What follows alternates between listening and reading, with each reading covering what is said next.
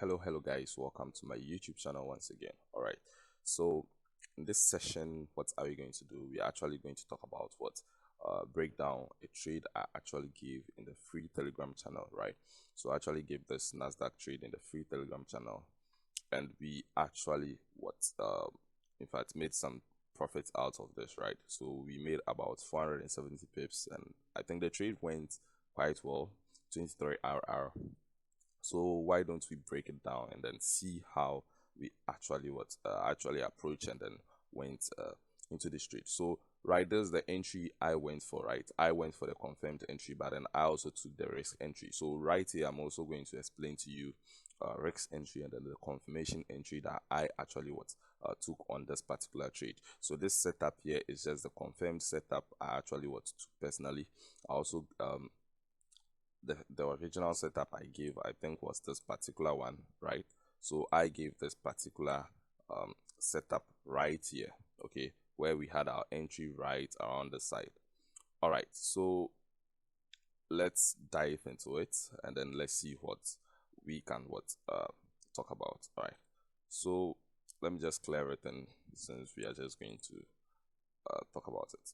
Right, on Nasdaq, we can see very clearly that Nasdaq is very bullish, right? Very bullish. Even on the 4 hour, when we go to the weekly, we can see that Nasdaq is very bullish. So why did I take that particular sell in the market, right? Why did I take that particular sell? Now, the fact that we are very bullish doesn't mean we can't get a sell in the market, right? So I was just looking for a turning point where price would like to give us some kind of push down before we continue to the upside, which is a very risky trade because we ride with a trend, right? So if we are bullish, we have to look for a bullish trend. But then this is something I was looking for. I was just like, okay. So I think I was having a weekly analysis where one of the guys said I should look at Nasdaq. That was when I had my eyes on it. I was like, wow, this is a very nice opportunity. So let's go to the daily time frame and let's see what I was seeing, right? So back on the daily time frame, I was having this. So you see, when market structure, normal market structure, we say when we are very bullish, we break structure, we get a pullback to the downside. We break structure, we get a pullback to the downside, right? So based on that knowledge, right? So I was like, okay, so if we've broken structure right here on the daily time frame to the upside, then what am I expecting? That means I'm going to be expecting some kind of pullback to actually fill the imbalance we have here, right? And when I say fill this imbalance, I didn't mean totally fill the imbalance, right? So I was actually looking for a way in which price could come and fill this imbalance. And before we take this particular sell, I was looking for a change of intent to the downside, right? Because we are very bullish. So for me to actually take a trade to the downside, I was expecting something like a shift in structure or a change of character or anything like that. So back on 4 hour, what did I notice, right? What did I notice? All right, so back on 4 hour, I saw still price was very bullish. I saw this zone here, this very nice zone here. So within this particular range of my imbalance in the daily time frame, I was actually targeting this particular zone, right? That price could trade into this zone and then give me a push to the upside, which actually happened. So I was expecting this to happen, that price would probably trade into this zone here and give me a push, right?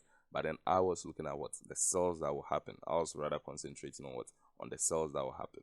And then right on 4 hour, I saw this nice thing happening, right? I saw this particular shift in structure. So I saw that price have give us a shift right here, and then we had this change here, right? Now on 4 hour, it doesn't look clear, so let me just go to the 1 hour time frame so that we have a look at it. Good. So this was what I actually saw, right? So after seeing this, I was like, wow, this is a very nice trade to actually look at, right? So I was looking at this place and I was like, okay, so what have I gotten so far, right? So I've gotten my shift or my change or whatever you call it to the downside. Price traded into the zone right here. So I was actually marking out everything because I really wanted to get it straight, right? So I was actually marking out everything, getting to see how price is moving. we had a change of character right here, and then I identified this zone as what? A nice zone here, which was what? Actually mitigated right here, right? So we had this zone mitigated. This is a very nice order block, very, very nice one, which was what? Mitigated by this. Okay, then what did we have? So even from here, you could have gotten a very nice trade, but then this doesn't really confirm that price is going to be what? Bearish, right? So right when price gave us a push to the downside to break this particular low, I was like, wow, so what am I having currently? So currently I saw that I had a very nice opportunity right here, and I was waiting for price to come and tap into this particular zone, right? Now, why did I choose the zone right there? So right below that zone, we had some form of what? Imbalance, which is here. Very, very tiny fair value gap. So we had this very tiny fair value gap right here, which I was looking at. But then looking at the 1 hour time zone, my zone was very big. Like this zone was very big. So what did I do? I had to what? Refine that zone by going to the what? 45-minute time frame. So right on the 45-minute time frame, it made more sense to me. And then I was actually what? Expecting price to what? Come right into this other block. And then I had my imbalance or my fair value gap right here. Now, yeah. So why did I even choose this zone? Not only based on the fair value gap, but then I saw that what? When price was approaching this particular zone, price created some form of what? A liquidity, right? Price traded some form of what? Liquidity right here. So right below the fair value gap, we also had what? Some form of liquidity. And if you know about what? Taking a trade based on a change of character and all those things, right? Let me just make an image here. So probably if we have, let's say, a change of character right here. So we have a change of character right here. So we have a change of character right here. So we have a break of structure to the upside, whether it's a shift or a change of character or whatever, right? Now, before I will consider that, okay, so this trade, I'm expecting price to actually trade into what? This zone here to give me a sell, right? There are certain things I should what? Consider looking at, which is what? Price having what? Some form of imbalance right here. So I expect to have an imbalance or a fair value gap right here. So imbalance or a fair value gap. Then I expect price to what? Build liquidity whilst approaching this particular place, right? So I don't expect price to actually just go straight and then tap into it and come down. No, I expect price to give me some form of what? Compression, right?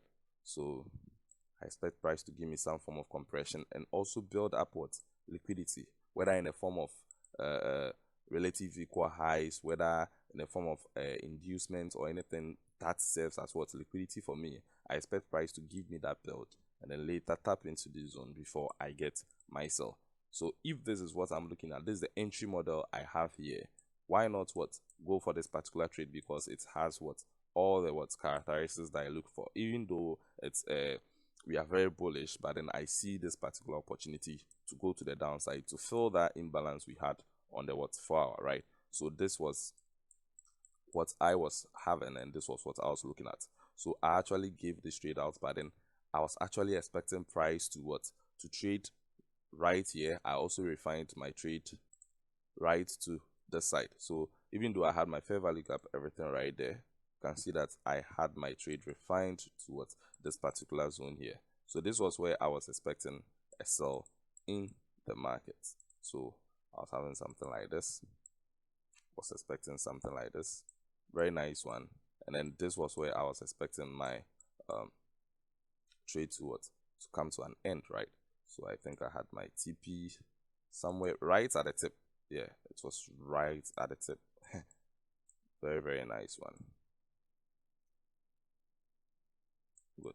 So this was what I was what looking at. So I went for the risk entry, but then when during Asian section, I was like, wow, this trade, what is it doing? So when I woke up the next morning, I was like, okay, I think the trade is giving me something else. Like it's giving me another setup, right? So I actually had to what? analyze again. Like, so already I had my what, my risk entry, but then I saw a confirmed what, entry. And right now, how does a confirmed entry look like? So the same way, based on this particular structure. So it depends on the time frame you are looking at. So let's say this is a what, a 4-hour time frame, right? Let's say this is a 4-hour time frame or a 45-minute time frame or whatever. Now, if this is a 4-hour time frame and I would like to go for what, a confirmed entry in my what, entry zone again, even though I have this, I'm on the 4-hour, I have to go to probably 15, less than 15 minutes, 5 minutes or anything of that, right? So I actually what, went to the lower time frame to look at what price is giving me, or the opportunity price is trying to show me right within what, my range or my zone in which, or my PO points of interest, right, that I was what, looking at. So back on 15 minutes, right, I was like, okay, I didn't want to go far. So back on 15 minutes, I was like, okay, what do we have here? So let me just take this one out. So back on 15 minutes, I felt like, okay, so this is the Asian section. Normally, I expect price to clear the Asian highs before giving me that move, and then we get a move to the downside. But then price won't always play as you want. Like, trust me, it's not always going to be that way. So sometimes you have to wait and then know about what, when price is going to clear that Asian high, and then you have to know the time. Okay, you have to also get the timing right and all those things. So this was what I saw. I saw that what, we had this very nice zone also right above this zone here. Price didn't clear the Asian high, came to trade into this zone, and then later what, actually took out this particular what, Asian low, right? So price actually gave us a sweep of liquidity to the downside of the Asian low. Then I was like, okay, so right now, what am I going to look at? I'm going to look for a confirmed entry, right? An entry where I could go for a sell. And now looking at all these zones here, we even had a decisional zone, and we have the origin zone that actually started causing that particular move to the downside. But then I decided to what, to stick to this particular zone. So this was the zone I was actually looking at, right? Let me go to the 5 minutes and then let's see. All right. So that was the zone I was looking at very nicely. I was just sticking to the 15 minutes, right? Good. So right afterwards, considering this particular zone, then I looked for myself right here. So I entered again right here. With this particular entry, I was having so much confidence in this entry. I think I was having a 15 pip stop loss, right? And then I was expecting price to ride down to here. Yeah. So that was where I was expecting price to ride down to, which was actually what, a 32-hour trade for me. Okay, so with the confirmed trade, the confirmed entry, I had a 32-hour, and then with the risk entry, I think I had, is it 12-hour or something like that? Yeah. So we had something like this. We had price moving to the downside here. So I think with this one, I had about 12-hour. Now, one thing was, even though I was expecting price to come down right to this side, right, I was also having some form of what, place where I wanted to take partial, right? Because for me, I saw that price is overly bullish. So we could get any what, kind of push to the upside at any key zone, right? So what was I having? So even though I was very bearish, I was expecting price to come into this zone here. I had this place as what, my first what, place of what, interest that I was looking at, right?